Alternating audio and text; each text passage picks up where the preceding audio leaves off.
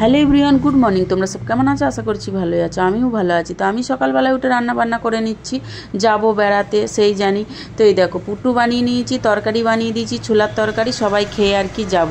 সবাই মিলে যাব বলে রান্না বান্না করে গুছিয়ে নিচ্ছি। ভিডিওটা কিন্তু ছাড়ছি, লেট হচ্ছে। আমার খুব পছন্দের জায়গাটা, আমার ওদিকটা মানে এত কথা।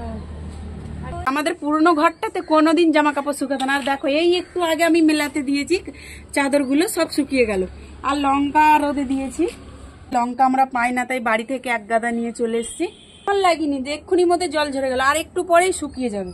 দেখো ওই ডাবটা দেখো ছিঁড়ে গেছে, ডাবটা।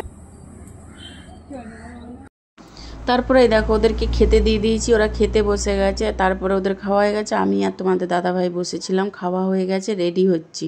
তো ঘুরতে যাওয়া বলে কি আনন্দ। তোমাদের দাদাভাই এখানে আমাকে কি বলছিল একটা, সেটাই আমি ওকে বলছিলাম আর কি।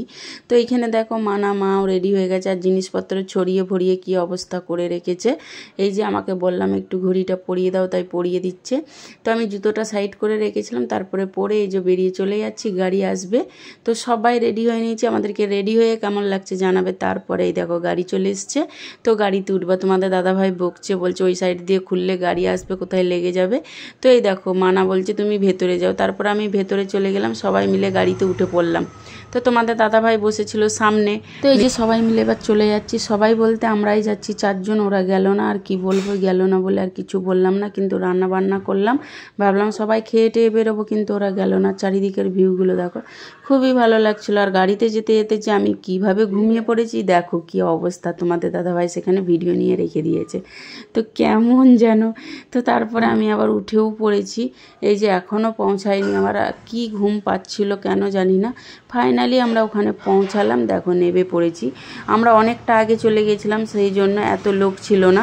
তারপরে পরে কিন্তু অনেক লোক হচ্ছিল। আর আমরা তারপরে মা বলল খুব খিদে পেয়ে গেছে, যাওয়ার সাথে সাথেই বলছে খিদে পেয়ে গেছে। কি করব, মায়ের খিদে পেয়েছে বলেছে। তারপরে কি করব, বাধ্যগত খাবারের জন্য মানে হোটেল খুঁজছিলাম, হোটেল তো ওখানে নেই। আর আমাদের বাড়িতে খাবার ফেলে রেখে গেছি, এই জন্যই তো এত কষ্ট হয়েছে। তারপরে দেখো একটা 7 আপ কিনে নিল তোমাদের দাদাভাই। আর এখানে কিছু ভাজি, লঙ্কা ভাজি কিনে নিয়েছে, এখানে খেলো। তারপরেও মন পোষাচ্ছে না, এইসব খেয়ে কি হবে, তাই বলছে মা। ওইখানে হোটেল ছিল না, ভাতের হোটেল কোথাও ছিল না। তারপরে ঘুরে ঘুরে এই যে এক জায়গায় গেলাম, সেখানে গিয়ে ভাতের হোটেল পেলাম আর কি। এখানে গিয়ে যা অবস্থা হলো খাবার পরে, আমি তো জীবনেও ভাবতে পারি না। প্রথমেই প্লেট দিয়ে দিয়েছে, এই যে আমাদের বসে আছি আমি আর মানা।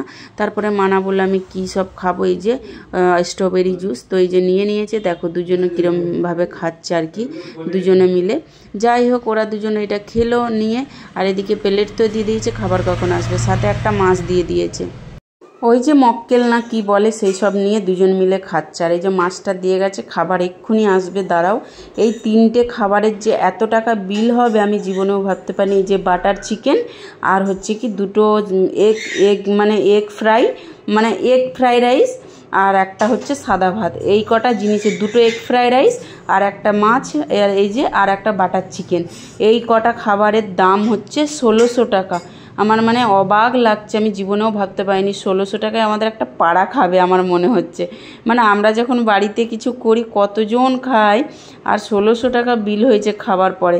মানে আমি ভাবতেও পারি না কী করে। 2টো এগ ফ্রাই রাইস আর হচ্ছে কি একটা বাটার চিকেন, এইতেই এতগুলো কি করে হতে পারে। তো তোমাদের দাদাভাই বলছে ই বাবা, যা খাওয়া কমপ্লিট। এই যে প্লেট ফাঁকা, পেট ভরলো না, কিন্তু কি হবে, 1600 টাকা বিল হয়েছে। তারপরে এই দেখো আমরা বেরিয়ে চলে আসছি, মনটা খারাপ হয়ে গেল। আর কিছু কেনাকাটা করলাম না। এখানে মানা শুধু এই একটা রিংগুলো নিল, আর কিচ্ছুই কিনিনি। মনটা খারাপ, কারণ খাবার হোটেলেই তো অনেক টাকা চলে গেল, তাহলে আমরা আর কি কিনবো বলো। আর আমরা সাধারণ মানুষ, না খাটলে দিন চলে না, তাহলে কি করে আমরা আরও কিছু জিনিস কিনবো, অত টাকা যদি হোটেলে চলে যায়। তারপরে গাড়ি ভাড়াও অনেক ছিল, ওইখান থেকে অটো চেপে আর একটা অন্য জায়গায় আমরা যাচ্ছি আর কি। সেখানেও ঘোরার জায়গা সুন্দর আছে এখান থেকে আর কি। ওখানে একটু গেলে ফাঁকা, আর এই দিকটা প্রচুর ভিড় ছিল। আর অত ভিড়ে মানা পছন্দ করে না, যেহেতু আমরা একটু ভিডিও করব বলে। এই দেখো এখানটা একটু ফাঁকা ছিল, এইদিকে লোক ছিল কিন্তু এইখানটায় ফাঁকা ছিল। ওই দূরে দেখতে পাচ্ছ, ওইখানটায় কিন্তু লোক চান করছিল অনেকজন। তারপর আমরা এখানে মা মেয়ে খুব মজা করছে। আর তোমাদের দাদাভাই মাথা যন্ত্রণা বলে ওপরে বসেই ছিল। অনেক পরে বলে বলে একবার এসছিল, 2-4টে ফটো তুললো, তারপরে চলে গেল। ও মজা না করলে আমাদের মজা আসে না, ও না থাকলে ভালো লাগে না। দেখো মাকে রোদ্দুরে কিন্তু কিছুই চেনা যাচ্ছে না। তারপরে চলে এলাম, আমার একটু অসুবিধা ছিল বলে আমি স্নান করতে নামিনি। তো মা দেখো স্নান করে এই যে চেঞ্জ করে আবার চলে আসলো। তারপরে দেখো আমি জল কিনতে গেলাম, 2টো বাদাম কিনলাম। আর এইখানটায় দেখো টাকা আমরা নিয়ে গুছিয়ে এই যে এবার বাড়ি আসবো। ভাবছিলাম বাড়ি না, এখানে একটা পার্কেই ঢুকবো ভাবলাম। এই পার্কেটাই মানে কতগুলো করে টিকিট, মানে একজনের 600 টাকা করে। তারপরে পার্কে তার ঢুকলাম না, যেহেতু আমরা 4 জন আছি, অনেক টাকা বেরিয়ে যাবে, এমনিতেই হোটেলে অনেক টাকা চলে গেছে। তারপরে ভাবলাম চলো একটা করে আইসক্রিম খাওয়া যাক। তো আইসক্রিম খেতে শুরু করে দিয়েছি এখানে। তো আইসক্রিম খেয়ে আমরা ভাবছি এবার বাড়ি চলে যাব, বাড়ির দিকে রওনা দেবো আর কি। তো এই যে মানা হচ্ছে কি মানে কোকোনাট নিয়েছে, আর তোমাদের দাদা ভাইয়ের ভাগ্যে ছিল না কোকোনাট, তো একটা লাস্টে রেড বেল পেপার পেয়েছে, তো ওইটা নিয়ে কাড়াকাড়ি করছে ওর বাপের সঙ্গে। তো যাই হোক এই যে সবাই মিলে খাবো এখন আইসক্রিমটা। তারপরে এই যে বাড়ির দিকে হেঁটে হেঁটে আসছি, গাড়ি বুক করেছি, গাড়ি আসবে বলে এই সামনেটা এগিয়ে এসেছি। আর এইখান থেকে তোমাদের দেখাচ্ছে এই যে পার্কের ভেতরে এই জিনিসটা চাপার জন্য আমার খুব ইচ্ছে ছিল যাওয়ার। ওই দেখো একটা মানে হচ্ছে কি বিদেশি মেয়ে চেপে যাচ্ছে আর কি। তারপরে আর কি হলো, চাপলাম না, যে গাড়ি চলে এলো, গাড়িতে করে এবার বাড়ি আসবো। তো মা মেয়ে সবাই মিলেই বাড়ি চলে আসবো। এই দেখো ফাইনালি আমি বাড়ির কাছে চলে এসেছি, বাড়িতে এই যে এখানে নেমে পড়লাম আর চলে আসবো। এই যে বাড়ি পৌঁছে গেছি।